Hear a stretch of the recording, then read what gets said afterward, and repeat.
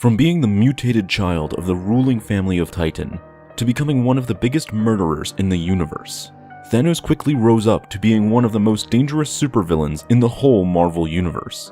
So when he wasn't on his quest of achieving unimaginable power through collecting the Infinity Gems, or later flexing said power while wielding the Infinity Gauntlet, what did Thanos do in his free time?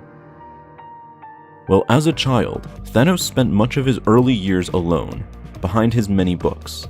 He had a huge appetite for knowledge, as he wanted to become a renowned scientist one day like his father. He also had a taste for art, spending his time at recess drawing pictures of the wildlife that lived on Titan. Though these hobbies soon took a back seat when Thanos was invited to play with all the other kids of his school, quickly becoming one of the popular kids among his peers.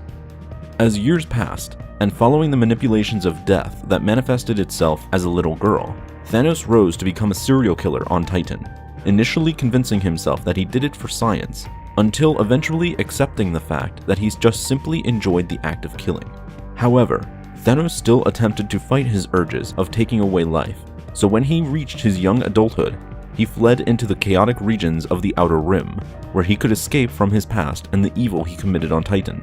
While planet hopping and earning money as a technician for a pirate crew, Thanos desperately tried to fall in love among the many women he encountered, as he desired to feel the magical emotion of love, something he hadn't genuinely felt since he was a child.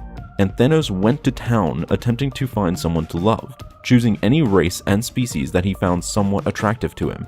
Not only did Thanos seek a woman to fall in love with, but also have a child he could love as well. And with every woman that he met, they together would have a baby after a couple months. Whenever Thanos looked upon his newborn following the birth, he always felt nothing towards them.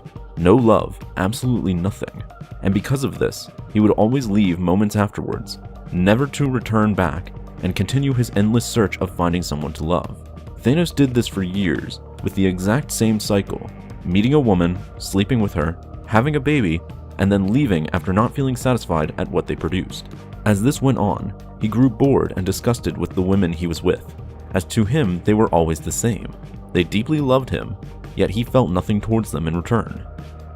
One day, the captain of the pirate crew that Thanos worked for challenged him to a duel, as he despised the fact that one of his crewmen refused to kill during raids. Thanos tried to prevent the fight, as he didn't wish to kill anyone, but during the fight something snapped within him, causing him to destroy the captain.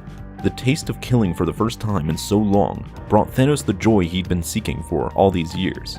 After this, he returned back to Titan, where he met with the girl that was in reality Death. He professed his true love to her, that she was the only woman he ever had any genuine emotions for, and that he would do anything to gain the love back from her.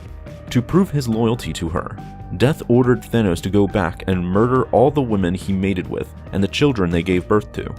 Thanos did this without hesitation, returning back to hopeful wives only for them to scream out in horror as they realized his true purpose for coming back. Each wife and child that Thanos had was eventually killed by him.